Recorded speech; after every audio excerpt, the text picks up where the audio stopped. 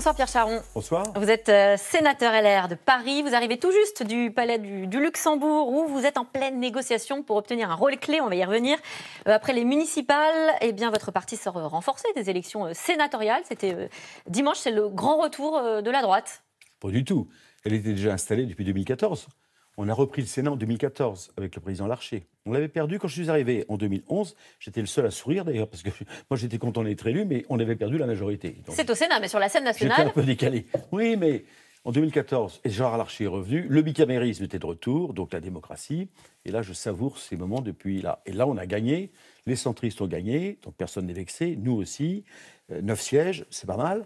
Ce qui veut dire que c'est un échec supplémentaire pour le parti du président Macron. Depuis lundi, dans les couloirs du Sénat se joue une autre bataille, celle de l'attribution des postes à responsabilité, comme par exemple celui du rapporteur du budget, qui est très convoité. Vous êtes vous-même candidat au poste de secrétaire du bureau du Sénat. Alors comment ça se passe?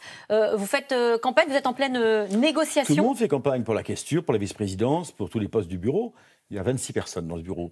25 autour de Gérard Larcher. Et donc, il y a plusieurs candidats par poste, ce qui est tout à fait normal, et on fait campagne. Mais c'est pas facile de faire campagne avec un masque, auprès de gens qu'on ne connaît pas forcément parce qu'ils viennent d'être élus. C'est très compliqué. Oui, vous dites vous-même, il faut convaincre un des sénateurs de votre propre camp, d'ailleurs. Bien sûr, c'est normal, parce que les nouveaux, ils ne savent pas bien, et les anciens, ils se disent, et pourquoi pas moi? Ce qui est normal, c'est ça la démocratie. Enfin là, je pense qu'après 9 ans de mandat, on peut postuler humblement. Vous avez vos chances. J'espère, en tout cas, oui, j'espère. Il n'y a pas que le prestige qui est en jeu. Ces postes, ce sont des leviers pour se faire entendre. Vous dites carrément, le Sénat est le seul contre-pouvoir en France. Oui, absolument. Pourquoi? Il n'y en a pas d'autre. Le seul national, j'entends, par rapport à l'exécutif, qui a une assemblée pléthorique. Le président est élu un mois avant les élections législatives. C'est ridicule. Donc, évidemment, les gens ne vont pas se déjuger. Donc, il y a un raz-de-marée, quel que soit le président. Donc, il avait 315. Bon, maintenant, il en a moins parce qu'il en a perdu beaucoup. Mais il en reste quand même 280 ou 285. S'il n'y avait pas le Sénat, tout serait voté. On n'aurait même pas besoin de s'embêter. Tout serait voté, même des amendements ignobles. Comme l'avortement à 9 mois. Ça a été voté le 31 juillet dans la nuit. Une socialiste a fait voter un amendement avec 15 personnes en séance, c'est passé, et maintenant, il va falloir, pour des problèmes psychosociaux, savoir si on peut avorter à 9 mois. Moi qui suis père et grand-père, je peux vous dire qu'à 9 mois, un enfant, c'est un enfant. Vous dites que c'est beaucoup trop tard. C'est une honte. Et l'intérêt du Sénat, et je ferai avec plusieurs de mes amis, on se fait fort de faire sauter cet amendement, qui reviendra ensuite à l'Assemblée, et ils prendront leurs responsabilités. Je les vois mal voter un truc comme ça. Ces résultats au sénatorial sont de bonnes augures pour les régionales? Oui, alors c'est la suite des municipales, qui est une fabrique à grands électeurs. Alors, on a perdu des grandes villes ou on n'a pas gagné des grandes villes. Très bien. Mais il y a aussi les villes de plus de 9000. Ce qui a fait notre force, c'est qu'on a gagné 60% des villes de plus de 9000. On a déjà cette région. Ça va nous aider donc. Alors, pour les sénatoriales, donc c'est cash, on paye tout de suite la victoire. Et puis ensuite, on a nos régions et les départements, c'est le même jour. On n'a pas encore la date, mais on va avoir la date bientôt. Et donc, à ce moment-là, on peut espérer quand même fructifier encore. Vous en visez combien cette fois-ci? On ne peut pas dire ça, parce que les régions, c'est très compliqué. C'est les régions faites par M. Hollande. Il a fait ça au trait de crayon. Enfin, c'est ridicule. Enfin, elles existent. Et en tout cas, on en a déjà 7, c'est pas mal. Je pense qu'on peut aller beaucoup plus. Mais ce qui est beaucoup plus grave, c'est que ça sera donc la 4e élection successive perdue par la Macronie, si j'ose dire. Et au bout d'un moment, quand même... on sera à un an des présidentielles.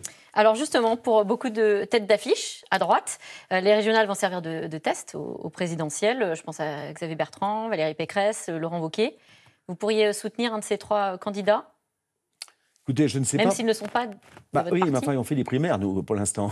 Et les primaires, c'est pour ceux qui sont adhérents au parti. Sinon, c'est autre chose. En plus, parmi les gens que vous citez, certains ont dit qu'ils ne participeraient pas aux primaires. Donc, ils ne sont pas trop concernés. Bertrand. Oui. Est-ce que ça concourt à la division de votre... Non, pas du tout, mais on va s'arranger entre nous. Le problème, c'est qu'on attend l'expression de François Baroin, qui me semblait assez naturelle et assez souhaitée par beaucoup. À partir de ce moment-là, il va s'exprimer, je pense, bientôt, et dire ce qu'il souhaite faire. À partir de ce moment-là, on se reverra pour une stratégie. On a cru comprendre qu'il n'irait pas. On ne sait pas, il ne l'a pas dit. Vous avez vous-même lancé votre propre sondage cet été sur Twitter. Parce que j'étais un peu agacé que personne ne sorte du bois. Alors, Bruno Retailleau, président du groupe LR au Sénat, arrivait en tête. Largement. Vous dites qu'il bénéficie d'un alignement des planètes, vous le pensez toujours? Oui. Les grands vainqueurs dimanche soir, c'est Larcher et Retailleau. On les aime, on les aime pas, mais on ne peut pas être contre. Il a quoi de plus? Pourquoi Retailleau? Il correspond... Vous savez, les collectivités sont représentées au Sénat, et donc c'est ça. C'est la province. Paris et les grandes villes, c'est autre chose, mais Retailleau correspond à une droite affirmée. Et les gens aiment bien qu'on soit... Ils n'aiment pas les mélanges. On est ou de gauche ou de droite. On n'est pas à moitié enceinte, hein, vous voyez ce que je veux dire. Donc il faut y aller là-dessus. Et ceux qui flirtent avec et qui sont douteux, eh bien ça ne marche pas. Ceux qui ont fait des accords contre nature, ça ne marche pas. Pierre Charon, l'épidémie de Covid secoue les Français, mais aussi toute la classe politique. Hein. On l'a vu, entendu. Le Premier ministre appelle au rassemblement, à l'unité face au virus. Qu'est-ce que vous répondez à cet appel? Je réponds ce que dit Philippe Juvin. On a loupé le déconfinement. C'est-à-dire c'est-à-dire qu'il fallait quand même s'attendre, sans être un grand professeur de médecine, qu'on le voit matin, midi et soir sur les ondes, et qui ne sont pas d'accord entre eux, ce qui est très anxiogène, parce que c'est quand même pas normal qu'après 10 ans d'études, ils ne soient pas d'accord ensemble. Bon, moi, ça me surprend. Le déconfinement, c'était anticipé un tout petit peu.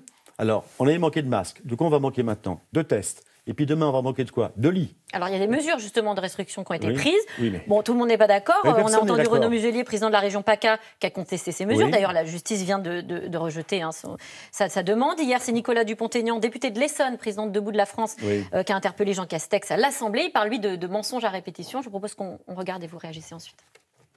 Les pays qui surmontent la crise sanitaire et économique sont ceux où le peuple a confiance dans ses dirigeants. Comment pouvons-nous avoir confiance en vous, et surtout les Français, à partir du moment où, depuis le début de la crise, mensonge succède au mensonge? Mensonge sur les masques pour masquer l'incapacité. Mensonge sur les tests pour masquer la désorganisation, car des tests dont les résultats sont 8 jours après n'ont plus aucun sens. Mensonge sur les lits de réanimation, car vous n'avez pas profité de l'été et de l'accalmie pour monter en puissance sur la réanimation et rejoindre l'Allemagne. Alors, il a raison Non, enfin bon, ça c'est un programme d'un candidat au présidentiel. Tiens, voilà encore qui est en dehors des clous. Le gouvernement a fait ce qu'il faut. Non, le gouvernement a la trouille de prononcer un mot. C'est reconfinement. C'est interdit par le président. Il faut reconfiner. Ils ne veulent pas le prononcer parce que sans ça, ça tue leur opération des 100 milliards. Bon, c'est ça le problème. L'économie française. Ben oui. Donc on ne dit pas reconfinement. On va fermer les bars, les machins, les trucs. On va tout fermer, mais ça ne sera pas le reconfinement. Restez chez vous, ne sortez pas. Les plus de 65 ans, bouclés, attachés au radiateur. Non, c'est pas sérieux. Mais vous feriez comment, vous, alors? Déjà, il fallait anticiper, comme l'a dit Juvin très bien, plusieurs fois d'ailleurs. Là, on va manquer de quoi? La grippe va arriver. Le petit rhume, nous aussi. Donc on ne saura pas le matin, en ayant un tout petit peu de fièvre, si c'est la grippe, un rhume ou le Covid. Qu'est-ce qu'on va faire? On va chez les médecins traitants. Donc les médecins de ville vont être complètement surchargés et on ira tous aux urgences pour vérifier. Donc ça va exploser le système. Voilà ce qui va se passer. Et je ne suis pas devin, mais enfin, sans être professeur de médecine, je respecte et je salue, enfin, ils ne nous rassurent pas du tout dans ce qu'ils disent. Et Marseille, qu'est-ce que vous voulez? On leur ferme tout et on autorise en même temps d'aller visiter les monuments historiques et de faire la journée du patrimoine où on presse les Français d'y aller. Mais c'est pire qu'un bar, la journée du patrimoine. Il faut laisser les restaurants et les bars. 22h, c'est de la connerie. Je vous le dis franchement, c'est nul, c'est ridicule. Merci Pierre Charon. Merci pour ces mots. Je vous laisse regagner le Sénat. Vous allez évidemment reprendre vos négociations. Tout à fait. Merci à vous. Madame. Tout de suite, c'est dans l'air avec Caroline Roux qui revient sur le débat violent d'hier soir aux États-Unis entre Donald Trump et Joe Biden. C'est dans l'air est intitulé ce soir Trump, Biden, le Fight Club. Bonne émission à vous. À demain.